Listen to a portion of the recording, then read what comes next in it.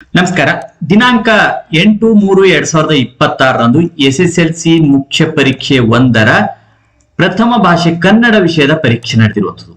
ಈ ಒಂದು ಪ್ರಥಮ ಭಾಷೆ ಕನ್ನಡ ವಿಷಯದ ಪರೀಕ್ಷೆಯ ಮಾದರಿ ಕೀ ಉತ್ತರಗಳು ಇಲಾಖೆಯ ವೆಬ್ಸೈಟ್ ನಲ್ಲಿ ಪ್ರಕಟಿಸಿರುವಂತದ್ದಾಗಿದೆ.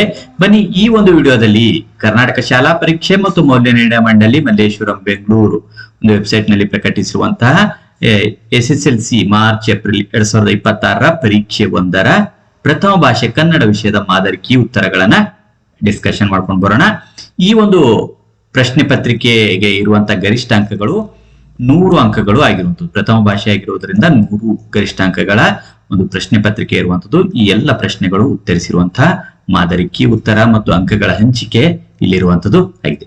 ಮೊದಲ ವಿಭಾಗದಲ್ಲಿ ಬಹು ಆಯ್ಕೆ ಪ್ರಶ್ನೆಗಳಿರುವಂತದ್ದು. 6 ಬಹು ಆಯ್ಕೆ ಪ್ರಶ್ನೆಗಳು ಕೊಟ್ಟಿರುವಂತದ್ದು. ಪ್ರತಿಯೊಂದು ಸರಿ ಉತ್ತರಕ್ಕೂ 1 ಅಂಕ ಇಲ್ಲಿ ದೊರೆಯುವಂತದ್ದಾಗಿದೆ. ಮೊದಲನೇ ಪ್ರಶ್ನೆ ಇರುವಂತದ್ದು ಕನ್ನಡ ವರ್ಣಮಾಲೆಯಲ್ಲಿರುವ ಅವರ್ಗೀಯ ವ್ಯಂಜನಗಳ ಸಂಖ್ಯೆ ಕೇಳಿರುವಂತದ್ದು. ಇಲ್ಲಿ ಅವರ್ಗೀಯ ಅನ್ನೋ ಒಂದು ಸಂಖ್ಯೆಗಳನ್ನು ಕೇಳಿರುವಂತದ್ದು. ಅವರ್ಗೀಯ ವ್ಯಂಜನಗಳ ಸಂಖ್ಯೆ ಇರುವಂತದ್ದು 9 ಆಗಿರುವಂತದ್ದಾಗಿದೆ. ಆಪ್ಷನ್ ಡಿ 9 ಅಂತ ಹೇಳಿ ಉತ್ತರಿಸ್ತಾ ಇದ್ದಲ್ಲಿ ಸರಿಯಾಗಿರುವಂತಹ ಉತ್ತರಕ್ಕೆ 1 ಅಂಕ ಇಲ್ಲಿ ದೊರೆಯುವಂತದ್ದಾಗಿದೆ. ಇನ್ನು ಎರಡನೇ ಪ್ರಶ್ನೆ, ವಧೋಪೇತ ಪದವು ಈ ಸಂಧಿಗೆ ಸೇರಿದೆ ಅಂತ ಹೇಳಿ ಕೇಳಿರುವಂತದ್ದು. ಈ ಪದ ಸವರ್ಣ ದೀರ್ಘ ಸಂಧಿಗೆ ಸೇರಿರುವಂತದ್ದಾಗಿದೆ. ಇನ್ನು ಮೂರನೇ ಪ್ರಶ್ನೆ, ಪಾರಿಭಾಷಿಕ ಪದಗಳನ್ನು ಬಳಸುವಾಗ ಅನ್ಯ ಭಾಷೆ ಪದಗಳನ್ನು ಬಳಸುವಾಗ ಪ್ರಮುಖ ಪದಗಳನ್ನು ಸೂಚಿಸುವಾಗ ಬಳಸುವ ಲೇಖನ ಚಿಹ್ನೆ ಯಾವುದು ಅಂದಾಗ ಇಲ್ಲಿ ಬಳಸುವಂತ ಪ್ರಮುಖ ಲೇಖನ ಚಿಹ್ನೆ ಇರುವಂತದ್ದು ವಾಕ್ಯವೇಷ್ಟನ ಚಿಹ್ನೆ ಆಗಿರುವಂತದ್ದಾಗಿದೆ. ಇನ್ನು ನಾಲ್ಕನೇ ಪ್ರಶ್ನೆ, ವರ್ತಮಾನ ಕಾಲ ಸೂಚಕ ಪ್ರತ್ಯಯವಿದು ಅಂತ ಹೇಳಿ ಕೇಳಿರುವಂತದ್ದು. ಉತ್ತ ಅನ್ನುವಂಥದ್ದು ವರ್ತಮಾನ ಕಾಲ ಸೂಚಕ ಪ್ರತ್ಯಯವಾಗಿರುವಂಥದ್ದು. ಇನ್ನು ಐದನೇ ಪ್ರಶ್ನೆ, ದ್ವಿತೀಯ ವಿಭಕ್ತಿಯ ಕಾರಕಾರ್ಥವಿದು ಅಂತ ಹೇಳಿ ಕೇಳಿರುವಂಥದ್ದು. ಕರ್ಮಾರ್ಥವು ದ್ವಿತೀಯ ವಿಭಕ್ತಿಯ ಕಾರಕಾರ್ಥ ಆಗಿರುವಂಥದ್ದು. ಇನ್ನು ಆರನೇ ಪ್ರಶ್ನೆ, ಮಾದ್ರ ಮಾಗದ ಯಾದವರು ಪದವು ಈ ಸಮಾಸಕ್ಕೆ ಸೇರಿದೆ ಅಂತ ಹೇಳಿ ಕೇಳಿರುವಂಥದ್ದು. ಇದು ದ್ವಂದ್ವ ಸಮಾಸಕ್ಕೆ ಮಾದ್ರ ಮಾಗದ ಯಾದವರು ಇರುವಂತದ್ದಾಗಿದೆ. ಇನ್ನು ಎರಡನೇ ವಿಭಾಗದಲ್ಲಿ ಸಂಬಂಧಿ ಪದ ಬರೆಯುವುದು ಪ್ರಶ್ನೆಗಳು ಇರುವಂತದ್ದಾಗಿದೆ. ಪ್ರತಿಯೊಂದು ಸರಿ ಉತ್ತರಕ್ಕೂ 1 ಅಂಕ ಇರುವಂತದ್ದು. ಇಲ್ಲಿ 4 ಈ ರೀತಿಯಾಗಿರುವಂತಹ ಪ್ರಶ್ನೆಗಳಿರುವಂತದ್ದಾಗಿದೆ. ಏಳನೇ ಪ್ರಶ್ನೆ, ಅಮೃತ ಅಮರ್ದು ಹಾಗೆ ಕಾರ್ಯ ಅನ್ನೋದಕ್ಕೆ ಕಜ್ಜ ಬರುವಂತದ್ದು ಆಗಿದೆ. ಹೀಗೆ ಕಜ್ಜ ಅಂತ ಹೇಳಿ ಉತ್ತರಿಸಿದೆ ಅದರಲ್ಲಿ 1 ಅಂಕ ಇಲ್ಲಿ ದೊರೆಯುವಂತದ್ದಾಗಿದೆ. ಎಂಟನೇ ಪ್ರಶ್ನೆ, ಅಷ್ಟು ಪರಿಮಾಣವಾಚಕ. 12 ಅನ್ನುವಂಥದ್ದು ಸಂಖ್ಯಾವಾಚಕ ಆಗಿರುವಂತದ್ದಾಗಿದೆ. ಇನ್ನು 9ನೇ ಪ್ರಶ್ನೆ, ಹಾಲ್ಜೇನು ಇದು ಜೋಡು ನುಡಿ ಆದ್ರೆ ತುತ್ತ ತುದಿ ಅನ್ನುವಂಥದ್ದು ದ್ವಿರುಕ್ತಿ ಆಗಿರುವಂಥದ್ದು. ಇನ್ನು 10ನೇ ಪ್ರಶ್ನೆ, ನಿನಗಾಗಿ ತದ್ದಿತಾಂತವೇ ಆದ್ರೆ ಪೇರ್ಮೆ ಅನ್ನುವಂಥದ್ದು ತದ್ದಿತಾಂತ ಭಾವನಾಮ ಆಗಿರುವಂತದ್ದಾಗಿದೆ. ಇನ್ನು ಮೂರನೇ ವಿಭಾಗದಲ್ಲಿ ಒಂದೊಂದು ವಾಕ್ಯದಲ್ಲಿ ಉತ್ತರ ಬರೆಯುವುದಕ್ಕೆ ಪ್ರಶ್ನೆಗಳನ್ನು ಕೇಳಿರುವಂತದ್ದಾಗಿದೆ. 7 ಪ್ರಶ್ನೆ ಇವೆ. ಪ್ರತಿಯೊಂದು ಸರಿ ಉತ್ತರಕ್ಕೂ 1 ಅಂಕ. ಒಟ್ಟು 7 ಅಂಕಗಳು ಇಲ್ಲಿರುವಂತದ್ದು. 11ನೇ ಪ್ರಶ್ನೆ, ಕನ್ನಡಕ್ಕೆ ಪರ್ಷಿಯನ್ ಶಬ್ದಗಳು ಯಾವಾಗ ಬಂದವು ಅಂತ ಹೇಳಿ ಕೇಳಿರುವುದು. ಕನ್ನಡಕ್ಕೆ ಪರ್ಷಿಯನ್ ಶಬ್ದಗಳು ಮಹಮ್ಮದಿಯರ ಆಳ್ವಿಕೆಯ ಅವಧಿಯಲ್ಲಿ ಬಂದವು. ಇನ್ನು 12ನೇ ಪ್ರಶ್ನೆ, ಹುಲಿಗೆ ಪರಮಾನಂದವಾಗಲು ಕಾರಣವೇನು ಅಂತ ಕೇಳಿರುವಂಥದ್ದು. ಶಾನುಭೋಗರ ದುಂಡು ದುಂಡಾದ ಶರೀರವನ್ನು ನೋಡಿ ಹುಲಿಗೆ ಪರಮಾನಂದವಾಯಿತು. ಇನ್ನು 13ನೇ ಪ್ರಶ್ನೆ, ಲಂಡನ್ ನಗರದಲ್ಲಿ ಪ್ರಸಿದ್ಧಿ ಪಡೆದ ಸಿಂಪಿಗಳ ಹೆಸರೇನು? ಲಂಡನ್ ನಗರದಲ್ಲಿ ಸ್ಯಾವೋಯ್ ಸಿಂಪಿಗಳು ಪ್ರಸಿದ್ಧಿ ಪಡೆದಿದ್ದಾರೆ. ಇನ್ನು 14ನೇ ಪ್ರಶ್ನೆ, ಸೂರ್ಯಮಿತ್ರನು ತನಗೆ ಕಾಶ್ಯಪಿ ಎಂಬ ತಂಗಿ ಇಲ್ಲ ಎಂದು ಹೇಳಲು ಕಾರಣವೇನು? ಅಗ್ನಿಭೂತಿ ಮತ್ತು ವಾಯುಭೂತಿಯರು ಸೋದರ ಮಾವನೆಂಬ ಸಲುಗೆಯಿಂದ ಮೊದಲಿನಂತೆ ಗರ್ವಿಷ್ಠರಾಗಿ ಕೆಟ್ಟು ಹೋಗುವರೆಂದು ಸೂರ್ಯಮಿತ್ರನು ತನಗೆ ಕಾಶ್ಯಪಿ ಎಂಬ ತಂಗಿ ಇಲ್ಲ ಎಂದು ಹೇಳಿದನು. ಇನ್ನು 15ನೇ ಪ್ರಶ್ನೆ, ಹಲಗಲಿ ಗ್ರಾಮ ಎಲ್ಲಿದೆ? ಹಲಗಲಿ ಗ್ರಾಮವು ಮುಧೋಳ ಸಂಸ್ಥಾನದಲ್ಲಿದ್ದು ಇಂದಿನ ಬಾಗಲಕೋಟೆ ಜಿಲ್ಲೆಗೆ ಸೇರಿದೆ. ಇನ್ನು 16ನೇ ಪ್ರಶ್ನೆ, ಪರಶುರಾಮನು ದ್ರೋಣನಿಗೆ ಯಾವುದರಲ್ಲಿ ಅರ್ಘ್ಯವನ್ನು ನೀಡಿದನು? ಪರಶುರಾಮನು ದ್ರೋಣನಿಗೆ ಮಣ್ಣಿನ ಪಾತ್ರೆಯಲ್ಲಿ ಅರ್ಘ್ಯವನ್ನು ನೀಡಿದನು. ಇನ್ನು 17ನೇ ಪ್ರಶ್ನೆ, ಪುಟ್ಟಪೋರಿಯ ಅಮ್ಮನ ತೂತು ಬಿದ್ದ ಸೀರೆಯಲ್ಲಿ ಯಾರು ಸೊರಗಿದ್ದಾರೆ? ಪುಟ್ಟಪೋರಿಯ ಅಮ್ಮನ ತೂತು ಬಿದ್ದ ಸೀರೆಯಲ್ಲಿ ಬಾಲರವಿ ಸೊರಗಿದ್ದಾನೆ. 4ನೇ ವಿಭಾಗದಲ್ಲಿ 3-4 ವಾಕ್ಯಗಳಲ್ಲಿ ಉತ್ತರಿಸುವುದಕ್ಕೆ ಸಂಬಂಧಿಸಿರುವಂತಹ ಪ್ರಶ್ನೆಗಳು ಕೇಳಿರುವಂತದ್ದು 10 ಪ್ರಶ್ನೆ ಇವೆ. ಪ್ರತಿಯೊಂದು ಸರಿ ಉತ್ತರಕ್ಕೂ 2 ಅಂಕದಂತೆ ಒಟ್ಟು 20 ಅಂಕಗಳು ಇಲ್ಲಿರುವಂತದ್ದಾಗಿದೆ. 18ನೇ ಪ್ರಶ್ನೆ, ಲಿಪಿಯ ಜಾಡು ಹೇಗೆ ಆರಂಭಗೊಂಡಿತು? ಮಾನವ ಸಂಚಾರಿ ಜೀವನವನ್ನು ತ್ಯಜಿಸಿ ಒಂದೆಡೆ ಬೀಡು ಬಿಟ್ಟು ಆಸ್ತಿ ಮನೆ ಬದುಕು ಮೊದಲಾದ ಭಾವನೆಗಳನ್ನು ತಡೆಯುವುದಕ್ಕೆ ಮೊದಲು ಮಾಡಿದಂದಿನಿಂದ ಆತನಿಗೆ ಲೆಕ್ಕವಿಡುವ ಅವಶ್ಯಕತೆ ಉಂಟಾಯಿತು. ಯಾವ ಓದು ಬರಹವಿಲ್ಲದ ಹಳ್ಳಿಯ ಕೆಲಸಗಾರನು ಸಹ ತಾನು ದಿನಗೆಲಸಕ್ಕೆ ಹೋದ ಲೆಕ್ಕವನ್ನು ಗೋಡೆ ಮೇಲೆ ದಿನಂಪ್ರತಿ ಒಂದೊಂದು ಗೆರೆ ಎಳೆದು ಗುರುತಿಸಿ ಕೊನೆಯಲ್ಲಿ ಲೆಕ್ಕ ಹಾಕಿ ಸಂಬಳವನ್ನು ಪಡೆಯುತ್ತಾನೆ. ಹಾಲು ಮಾರುವವರು ಹೀಗೆಯೇ ಲೆಕ್ಕ ಇಡುವುದುಂಟು. ಪುರಾತನ ಸುಮೇರ್, ನೈಲ್, ಕ್ರಿಟ್ಗಿರಿ ಇತ್ಯಾದಿ ಪ್ರದೇಶಗಳಲ್ಲಿ ಈ ಬಗೆಯ ಲಿಪಿ ಸಾಕ್ಷ್ಯಗಳು ದೊರೆತಿವೆ. ಹೀಗೆ ಲಿಪಿಯ ಜಾಡು ಆರಂಭಗೊಂಡಿತು. ಇನ್ನು 19ನೇ ಪ್ರಶ್ನೆ, ವಿಶ್ವೇಶ್ವರಯ್ಯನವರ ವಿದ್ಯಾಭ್ಯಾಸವನ್ನು ಕುರಿತು ಬರೆಯಿರಿ. ಏನನ್ನಾದರೂ ಸಾಧಿಸಬೇಕೆಂಬ ದೃಢ ನಿರ್ಧಾರ, ಅದಕ್ಕೆ ತಕ್ಕಂತೆ ಕರ್ಮನಿಷ್ಠತೆ, ಪ್ರತಿಭೆ ಮತ್ತು ಮನೋಸ್ಥೈರ್ಯವನ್ನು ಹೊಂದಿದ್ದ ವಿಶ್ವೇಶ್ವರಯ್ಯನವರ ಪ್ರಾಥಮಿಕ ಶಿಕ್ಷಣ ಚಿಕ್ಕಬಳ್ಳಾಪುರದಲ್ಲಿ ನಡೆಯಿತು. ಬೆಂಗಳೂರಿನ ವೆಸ್ಲಿಯನ್ ಪ್ರೌಢಶಾಲೆಯಲ್ಲಿ ಪ್ರೌಢಶಿಕ್ಷಣ, ಸೆಂಟ್ರಲ್ ಕಾಲೇಜಿನಲ್ಲಿ 2 ವರ್ಷಗಳ ಇಂಟರ್ಮೀಡಿಯೇಟ್ ಮತ್ತು 3 ವರ್ಷಗಳ BA ಪದವಿ ಶಿಕ್ಷಣ ಪಡೆದರು.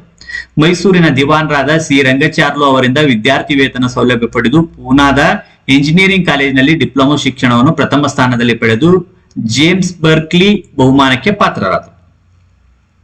ಇನ್ನು 20ನೇ ಪ್ರಶ್ನೆ, ವೂಲ್ವರ್ತ್ ಅಂಗಡಿಯಲ್ಲಿ ಸಿಗುವ ವಸ್ತುಗಳನ್ನು ಹೆಸರಿಸಿ ಅಂತ ಕೇಳಿರುವುದು. ಲಂಡನ್ ನಗರದ ವೂಲ್ವರ್ತ್ ಎಂಬ ಸ್ಟೇಷನರಿ ಅಂಗಡಿ ಪ್ರಾಚೀನ ಮಹಾಕಾವ್ಯದಂತೆ ಮಹಾಕೋಶವಾಗಿದೆ. ಇಲ್ಲಿ 1 ಪೆನ್ನಿನಿಂದ 6 ಪೆನ್ನಿಯವರೆಗೂ ಎಲ್ಲ ತರದ ಸಾಮಾನುಗಳು ಮಾರುತ್ತಾರೆ. ಬೂಟು, ಕಾಲು ಚೀಲ, ಚೆನ್ನ, ಸಾಬೂನು, ಔಷಧ, ಪುಸ್ತಕ, ಅಡಿಗೆಯ ಪಾತ್ರೆ, ಎಲೆಕ್ಟ್ರಿಕ್ ದೀಪದ ಸಾಮಾನು, ಫೋಟೋ, ಅಡವಿಯ ಹೂವು, ಯುದ್ಧ ಸಾಮಗ್ರಿ, ಹೀಗೆ ಎಲ್ಲ ತರದ ಸಾಮಾನುಗಳು ಇಲ್ಲಿ ದೊರೆಯುತ್ತವೆ. 21ನೇ ಪ್ರಶ್ನೆ, ಅಗ್ನಿಭೂತಿ ವಾಯುಭೂತಿಯರು ಸೂರ್ಯಮಿತ್ರನಿಂದ ಕಲಿತ ವಿದ್ಯೆಗಳಾವು? ಸೂರ್ಯಮಿತ್ರನು ಅಗ್ನಿಭೂತಿ ವಾಯುಭೂತಿಯರಿಗೆ ಹಗಲಿರುಳೆನ್ನದೇ ಓದಿಸಿದನು.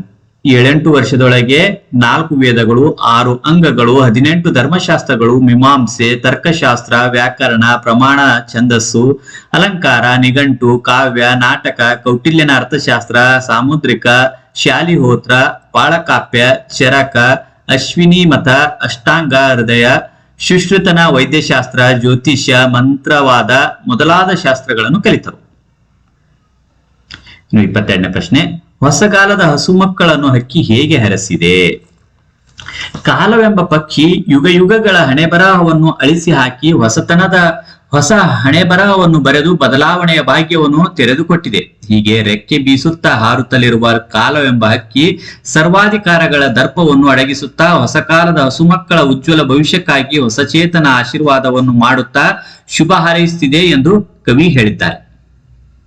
ಇನ್ನು 23ನೇ ಪ್ರಶ್ನೆ, ಹಲಗಲಿಗೆ ದಂಡು ಬರಲು ಕಾರಣವೇನು? 1857ರ ಪ್ರಥಮ ಸ್ವತಂತ್ರ ಸಂಗ್ರಾಮದ ನಂತರ ಬ್ರಿಟಿಷ್ ಸರ್ಕಾರ ನಿಶಸ್ತ್ರೀಕರಣ ಕಾಯ್ದೆಯನ್ನು ಜಾರಿಗೆ ತಂದಿತು. ಇದರ ಅನ್ವಯ ಬ್ರಿಟಿಷರ ಒಪ್ಪಿಗೆ ಇಲ್ಲದೆ ಯಾರೊಬ್ಬರೂ ಶಸ್ತ್ರಾಸ್ತ್ರಗಳನ್ನು ಹೊಂದುವಂತಿರಲಿಲ್ಲ. ಹಲಗಲಿಯ ಬೇಡರಾದ ಪೂಜೇರಿ ಹನುಮ, ಬ್ಯಾಡ್ರ ಬಾಲ, ರಾಮ, ಜಡಗ ಇವರು ಬ್ರಿಟಿಷ್ ಸರ್ಕಾರ ಹೊರಡಿಸಿದ್ದ ನಿಶಸ್ತ್ರೀಕರಣದ ಆದೇಶವನ್ನು ವಿರೋಧಿಸಿದರು. ಈ ಆದೇಶದೊಂದಿಗೆ ಶಸ್ತ್ರಾಸ್ತ್ರಗಳನ್ನು ಪಡೆಯಲು ಬಂದಿದ್ದ ಕಾರಕೋನನ್ನ ಕಪಾಳಕ್ಕೆ ಹೊಡೆದನು.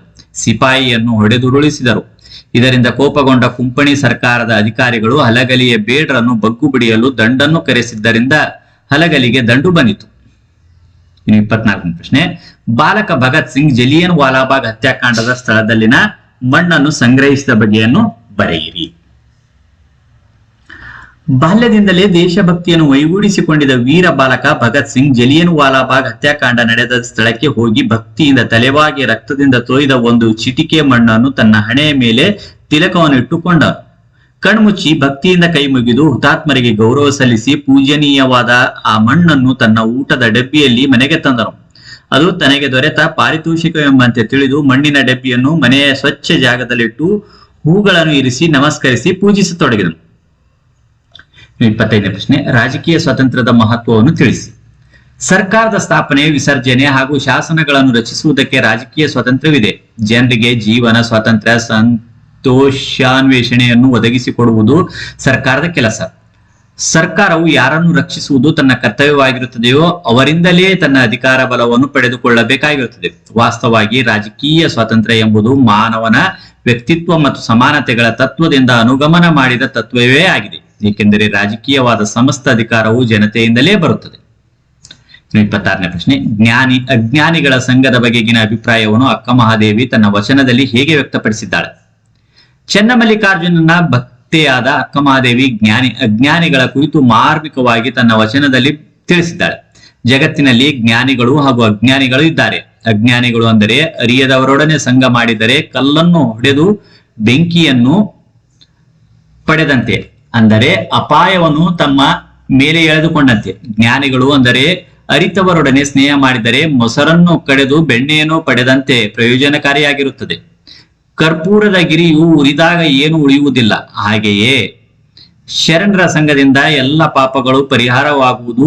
ಸಜ್ಜನರ ಸಹವಾಸ ಹೆಜ್ಜೆಯನ್ನು ಸವಿದಂತೆ ಎಂಬಂತೆ ಯಾರ ಸ್ನೇಹವನ್ನು ನಾವು ಮಾಡಬೇಕೆಂಬ ಅರಿವನ್ನು ಅಕ್ಕಮಹಾದೇವಿ ತಿಳಿಸಿಕೊಡುತ್ತಾಳೆ. ಇನ್ನು 27ನೇ ಪ್ರಶ್ನೆ, ರಾಜರ ಪ್ರಕೃತಿ ಹೇಗಿರುತ್ತದೆ? ರಾಜರ ಮನೆತನದಲ್ಲಿ ಹುಟ್ಟಿದರೆ ಸಾಕು, ಅಹಂಕಾರದ ದಾಹ ಜ್ವರ ತಲೆಗಡರಿ ಅವರ ಬಗೆಯಲ್ಲಿ ಕತ್ತಲು ತುಂಬಿರುತ್ತದೆ. ಇದಕ್ಕೆಲ್ಲ ಕಾರಣ ದುಡ್ಡಿನ ಮಹಿಮೆ. ದುಡ್ಡು ದುರಾಭಿಮಾನದ ತವರು. ದುಡ್ಡಿನ ಪೈತ್ಯ ಅಡರಿದವರಿಗೆ ಜಗತ್ತೆಲ್ಲ ಕ್ಷುದ್ರವಾಗಿ ಕಾಣುತ್ತದೆ. ರಾಜ್ಯ ಎನ್ನುವುದು ಒಂದು ವಿಷ.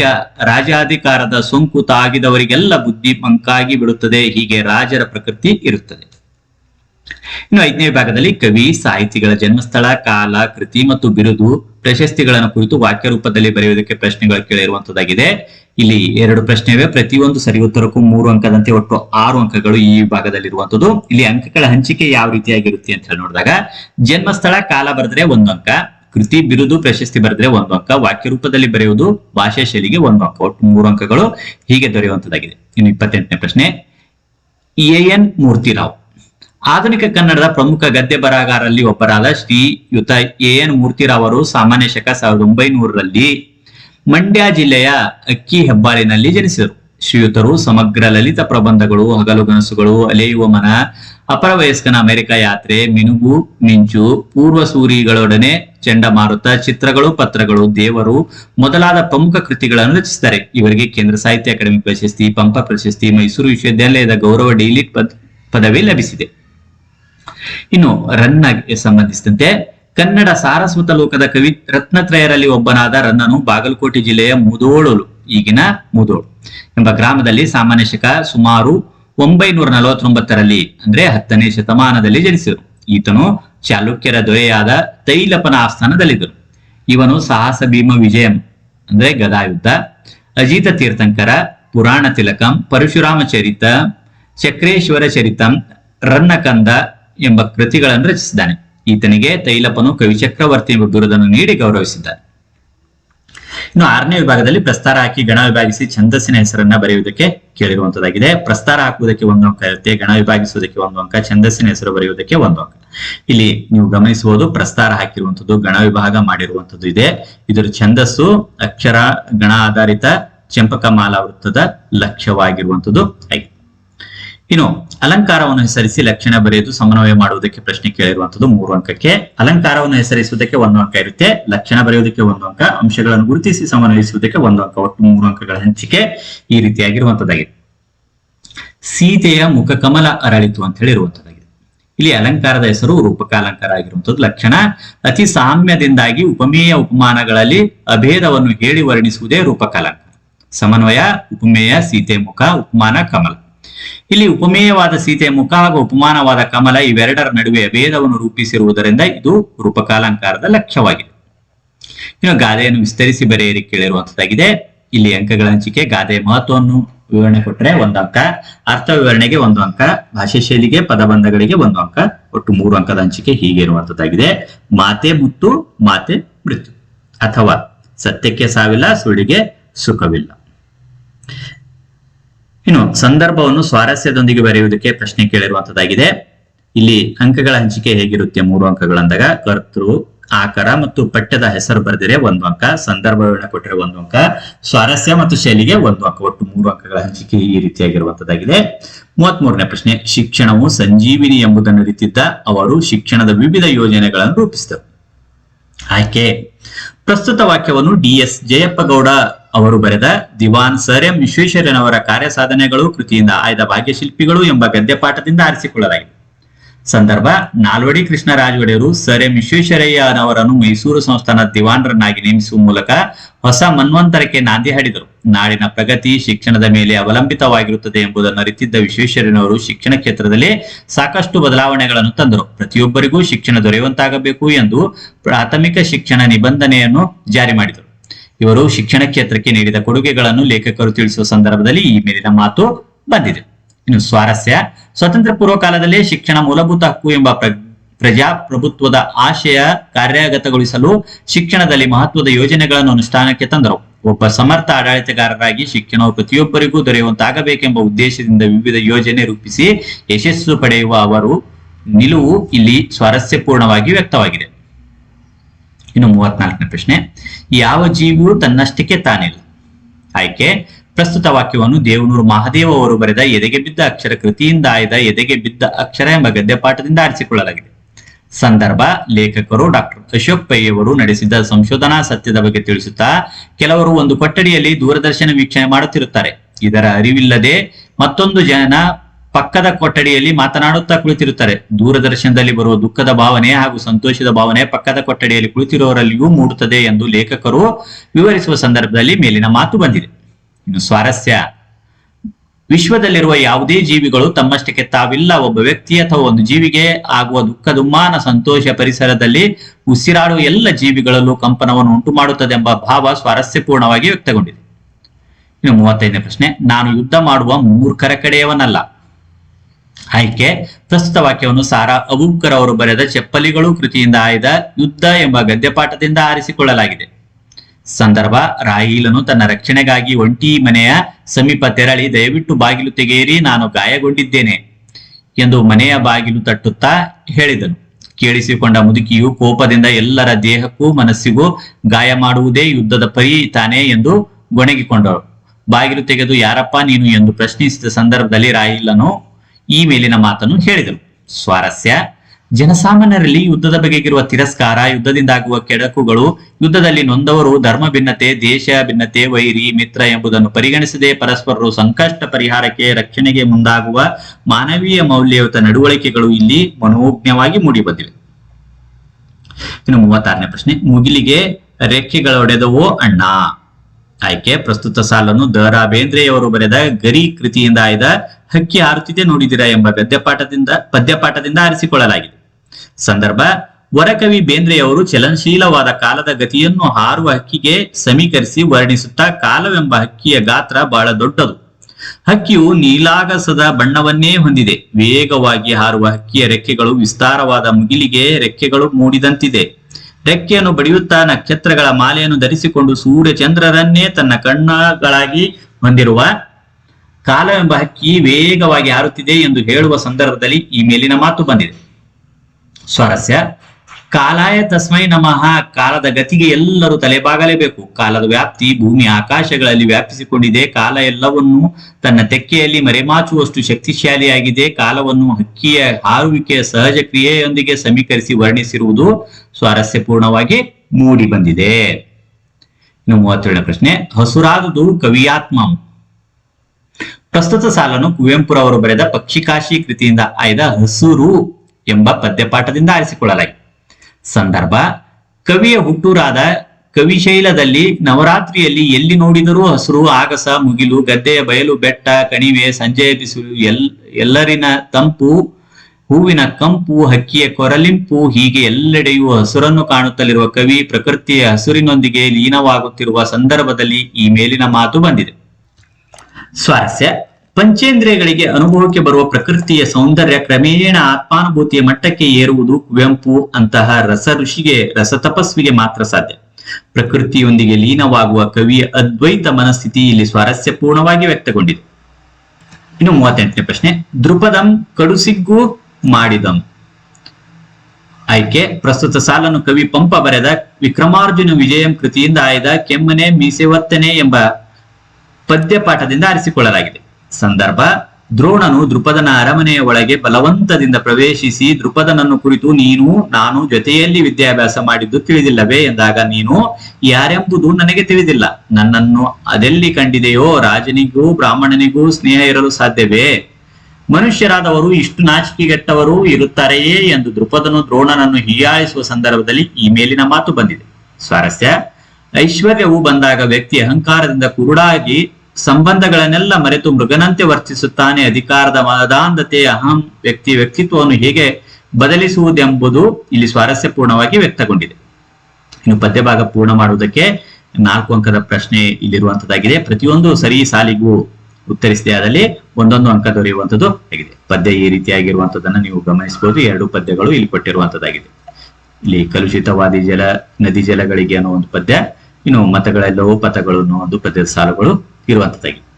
ಇನ್ನು ಪದ್ಯ ಭಾಗವನ್ನು ಓದಿ ಅರ್ಥ ಮಾಡಿಕೊಂಡು ಮೌಲ್ಯವನ್ನು ಆಧರಿಸಿ ಸಾರಾಂಶ ಬರೆಯುವುದಕ್ಕೆ ಇಲ್ಲಿ ಪ್ರಶ್ನೆ ಕೇಳಿರುವಂತದ್ದಾಗಿದೆ. ಅಂಕಗಳ ಹಂಚಿಕೆ ಹೇಗಿರುತ್ತೆ ಅಂದ್ರೆ ವಿಷಯಾಂಶಕ್ಕೆ 3 ಅಂಕ ಇರುತ್ತದೆ. ಅಡಕಗೊಂಡ ಮೌಲ್ಯ ಗುರುತಿಸುವುದು, ಪದಬಂಧ ಮತ್ತು ಭಾಷಾ ಶೈಲಿಗೆ 1 ಅಂಕ, ಒಟ್ಟು 4 ಅಂಕಗಳ ಹಂಚಿಕೆ ಈ ರೀತಿಯಾಗಿರುವಂತದ್ದಾಗಿದೆ. ಇಲ್ಲಿ ಪದ್ಯ ಭಾಗ ಇರುವಂತದ್ದಾಗಿದೆ. ಈ ಪದ್ಯ ಭಾಗವನ್ನು ಓದಿ ಅರ್ಥೈಸಿಕೊಂಡು ಸಾರಾಂಶವನ್ನ ಇಲ್ಲಿ ಉತ್ತರಿಸಬೇಕಾಗಿರುವಂತದ್ದಾಗಿದೆ. ಈ ರೀತಿಯಾಗಿ ಇಲ್ಲಿ ಉತ್ತರಿಸಿಕೊಂಡು ಬಂದಿದ್ದೆ ಆದಲ್ಲಿ ಇದಕ್ಕೆ 3 ಅಂಕಗಳು ದೊರೆಯುವಂಥದ್ದು ಆಗಿರುವಂತದ್ದಾಗಿದೆ. ಇದನ್ನು ಓದಿ ಅರ್ಥ ಮಾಡಿಕೊಂಡು ಉತ್ತರಿಸಬಹುದು. ಇನ್ನು 8, 10 ವಾಕ್ಯಗಳಲ್ಲಿ ಉತ್ತರಿಸಿ ಅನ್ನೋ ಒಂದು ಪ್ರಶ್ನೆಗಳಿರುವಂತದ್ದಾಗಿದೆ. ಅಂಶಗಳನ್ನು ಆಧರಿಸಿ ಪಠ್ಯಾಂಶಕ್ಕೆ 3 ಅಂಕ, ಭಾಷಾ ಶೈಲಿ ಪದಬಂಧಗಳಿಗೆ 1 ಅಂಕ, ಒಟ್ಟು 4 ಅಂಕಗಳ ಹಂಚಿಕೆ ಈ ರೀತಿಯಾಗಿರುವಂತದ್ದು. ಶಬರಿ ಹಾಗೂ ಶ್ರೀರಾಮನ ನಡುವೆ ನಡೆದ ಸಂಭಾಷಣೆ ಸ್ವಾರಸ್ಯವನ್ನು ನಿಮ್ಮ ಮಾತುಗಳಲ್ಲಿ ವಿವರಿಸಿ ಅಂತ ಕೇಳಬಹುದು. ಅಥವಾ ಈ ಪ್ರಶ್ನೆಗೆ ಆಯ್ಕೆ ಇರುವಂತದ್ದು ಶಬರಿಯ ಸಡಗರ, ಸಂತೋಷ, ಮೇಳದವರ ಹಾಡಿನಲ್ಲಿ ವರ್ಣಿತವಾಗಿರುವ ಬಗೆಯನ್ನು ವಿವರಿಸಿ ಅಂತ ಹೇಳಿ ಕೇಳಿರುವಂತದ್ದಾಗಿದೆ. ಇಲ್ಲಿ ಮೊದಲನೇದು ಶಬರಿ ಹಾಗೂ ಶ್ರೀರಾಮನ ನಡುವೆ ನಡೆದ ಸಂಭಾಷಣೆ ಸ್ವಾರಸ್ಯವನ್ನು ನಿಮ್ಮ ಮಾತುಗಳಲ್ಲಿ ವಿವರಿಸಿ ಅಂದಾಗ, ಶ್ರೀರಾಮ ದರ್ಶನ ಒಂದೇ ತನ್ನ ಬದುಕಿನ ಗುರಿಯೆಂದು ಭಾವಿಸಿದ್ದಳು ಭಕ್ತಿ ಶಬರಿ. ರಾಮನಾಮವೇ ಮಂತ್ರ, ಅದೇ ಆಕೆಯ ಉಸಿರಿನ ಶಕ್ತಿ. ಪ್ರತಿದಿನ ರಾಮನ ಬರುವಿಕೆಗಾಗಿಯೇ ಪರಿತಪಿಸುತ್ತಿದ್ದಳು. ರಾಮನ ದರ್ಶನದಿಂದ ಹಿಗ್ಗಿ ಸಂತಸ ಪಡುತ್ತಾಳೆ. ರಾಮಲಕ್ಷ್ಮಣರಿಗೆ ರುಚಿಕರ ಹಣ್ಣುಗಳನ್ನು ನೀಡಿ ಸತ್ಕರಿಸುತ್ತಾಳೆ. ರಾಮನನ್ನು ಕಂಡ ತಾನು ಪರಮ ಸುಖಿ ಎಂದು ನರ್ತಿಸುತ್ತಾಳೆ. ರಾಮನು ಕೂಡ ನಿನ್ನ ಆದರದಿಂದ ನಾವು ಸುಖಿ, ನಿನಗೆ ನಾವು ಋಣಿ ಎನ್ನುತ್ತಾನೆ.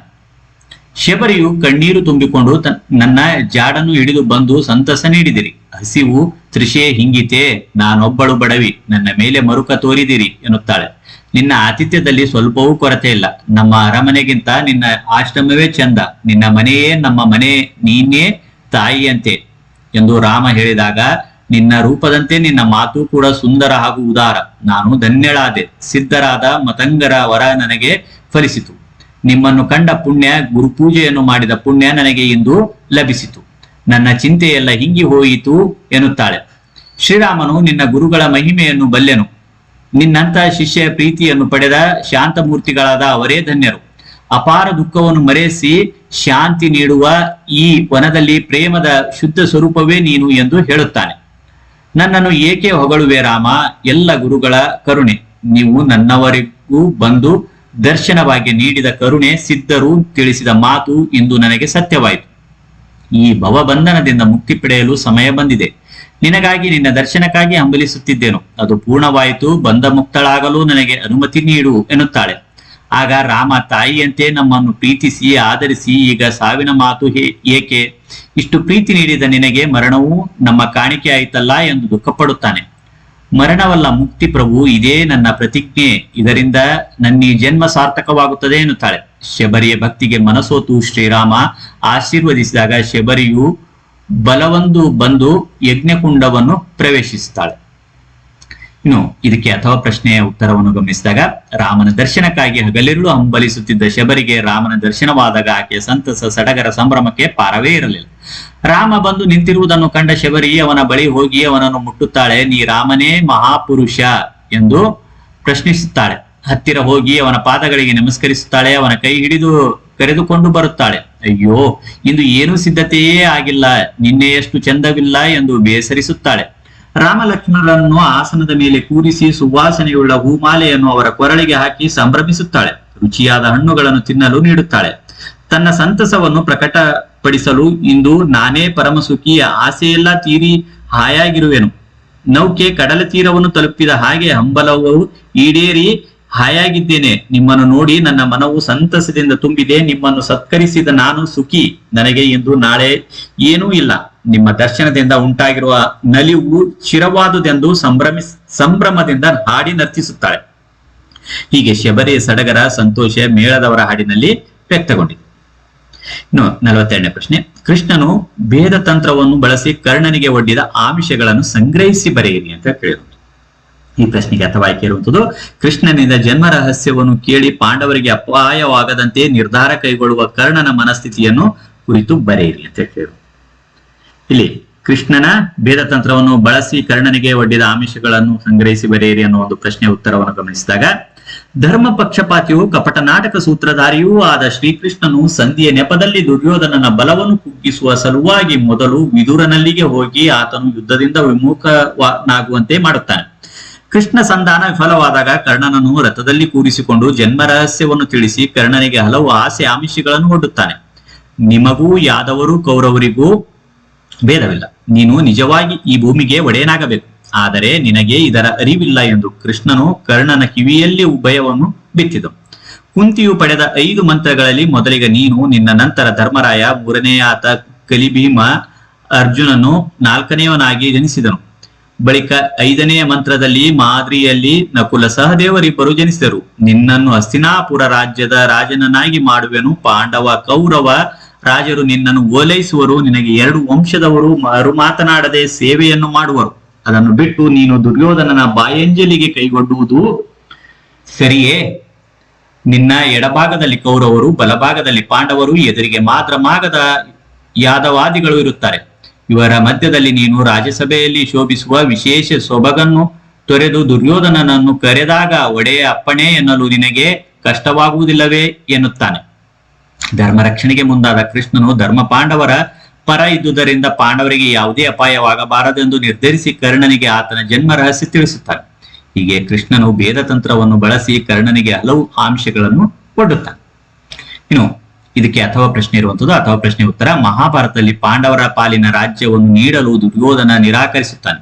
ಸಂಧಾನದ ಮೂಲಕ ರಾಜ್ಯವನ್ನು ಮರಳಿ ಪಡೆಯುವ ಯತ್ನವನ್ನು ಧರ್ಮರಾಯನು ಕೃಷ್ಣನ ಮೂಲಕ ಪ್ರಯತ್ನಿಸುತ್ತಾನೆ.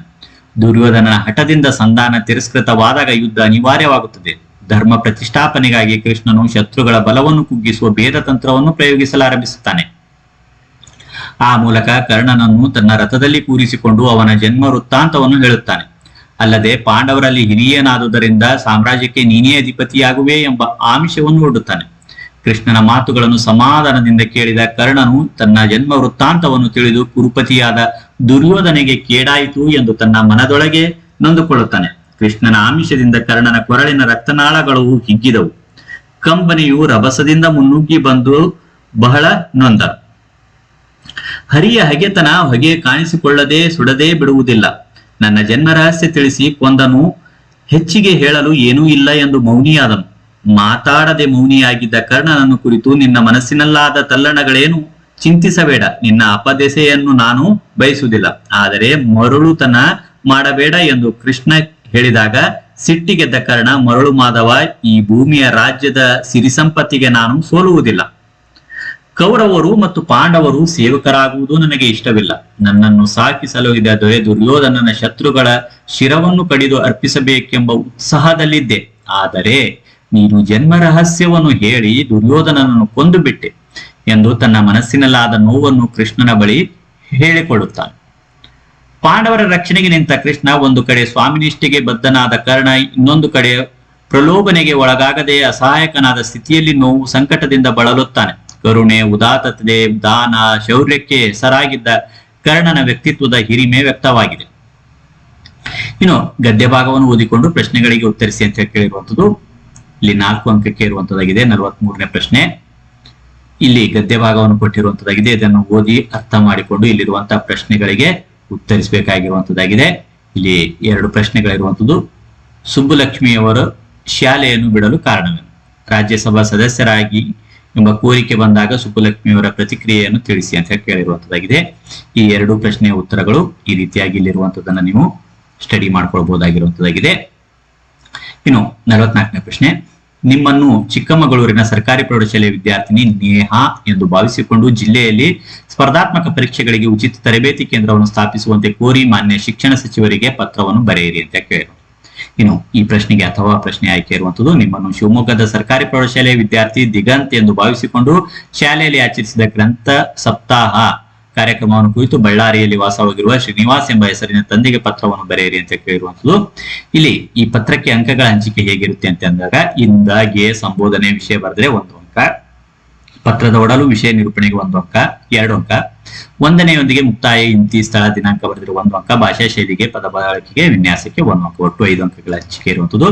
ಇನ್ನು ಖಾಸಗಿ ಪತ್ರಕ್ಕೆ ಅಂಕಗಳ ಹಂಚಿಕೆ: ಇಂದ, ವಿಳಾಸ, ದಿನಾಂಕ, ಸಂಬೋಧನೆ, ಕ್ಷೇಮ ವಿಚಾರಕ್ಕೆ 1 ಅಂಕ, ಪತ್ರದ ಒಡಲು ವಿಷಯ ನಿರೂಪಣೆಗೆ 2 ಅಂಕ, ಮುಕ್ತಾಯ, ಇಂತಿ, ಸಹಿ, ಹೊರ ವಿಳಾಸಕ್ಕೆ 1 ಅಂಕ, ಭಾಷಾ ಶೈಲಿಗೆ, ಪದ ಬಳಕೆಗೆ, ವಿನ್ಯಾಸಕ್ಕೆ 1 ಅಂಕ, ಒಟ್ಟು 5 ಅಂಕಗಳ ಹಂಚಿಕೆ ಈ ರೀತಿಯಾಗಿರುವಂಥದ್ದು. ಇನ್ನು 45ನೇ ಪ್ರಶ್ನೆ ಕೊನೆಯ ಪ್ರಶ್ನೆ ಇರುವಂತದ್ದು: ಪ್ರಾಚ್ಯ ಸ್ಮಾರಕಗಳ ಸಂರಕ್ಷಣೆ ಅಥವಾ ಹೆಣ್ಣು ಮಕ್ಕಳಿಗೆ ಸರ್ಕಾರದ ಸೌಲಭ್ಯಗಳು, ಇವುಗಳಿಗೆ ಪ್ರಬಂಧ ಬರೆಯಬೇಕಾಗಿರುವಂಥದ್ದು. ಪ್ರಬಂಧದ ಅಂಕ ಹಂಚಿಕೆ ಹೇಗಿರುತ್ತೆ ಅಂತ ಅಂದಾಗ ಪ್ರಸ್ತಾವನೆ, ಪೀಠಿಕೆ, ವಿಷಯ ಪ್ರವೇಶ ಮಾಡಿದೆಯಾದಲ್ಲಿ 1 ಅಂಕ ದೊರೆಯುತ್ತದೆ. ಒಡಲು ಸಮರ್ಥ ವಿವರಣೆಯೊಂದಿಗೆ ವಿಷಯಕ್ಕೆ 2 ಅಂಕ ಇರುವಂತದ್ದಾಗಿದೆ. ಉಪಸಂಹಾರ, ಮುಕ್ತಾಯ, ವಿಷಯ ಸಮಾಪ್ತಿಗೆ 1 ಅಂಕ, ಭಾಷಾ ಶೈಲಿ ಪದಬಂಧಕ್ಕೆ 1 ಅಂಕ, ಒಟ್ಟು 5 ಅಂಕಗಳ ಹಂಚಿಕೆ ಇಲ್ಲಿರುವಂತದ್ದಾಗಿದೆ. ಇಲ್ಲಿ ಪ್ರಬಂಧಗಳನ್ನು ಹೇಗೆ ಬರೀಬೇಕು ಅನ್ನೋ ಒಂದು ಸಪರೇಟ್ ವಿಡಿಯೋಗಳನ್ನು ಸಹ ನಾವು ಮಾಡಿರುವಂತದ್ದು, ಅವುಗಳನ್ನು ವೀಕ್ಷಿಸಿ ಪ್ರಾಕ್ಟೀಸ್ಗಾಗಿ ಬಳಸ್ಕೊಳ್ಬಹುದಾಗಿರುವಂತದ್ದಾಗಿದೆ. ಈ ವಿಡಿಯೋ ನಿಮ್ಗೆ ಇಷ್ಟ ಆದಲ್ಲಿ ಲೈಕ್ ಮಾಡಿ, ಈ ಒಂದು ಪ್ರಶ್ನೆ ಪತ್ರಿಕೆಯನ್ನು ಉತ್ತರಿಸಿ ಮುಂಬರುವಂತಹ ಪರೀಕ್ಷೆಯ ಪ್ರಾಕ್ಟೀಸ್ಗಾಗಿ ಇಲ್ಲಿ ಬಳಸಿಕೊಳ್ಳಬಹುದಾಗಿರುವಂತದ್ದಾಗಿದೆ. ಮತ್ತೆ ಮುಂದಿನ ಭಾಗದಲ್ಲಿ ಇನ್ನಷ್ಟು ಮಾಹಿತಿಗಳೊಂದಿಗೆ ಭೇಟಿಯಾಗೋಣ. ಅಲ್ಲಿವರೆಗೂ ಇತರ ವಿಡಿಯೋಗಳನ್ನು ವೀಕ್ಷಿಸ್ತಾ ಇರಿ. ಧನ್ಯವಾದ.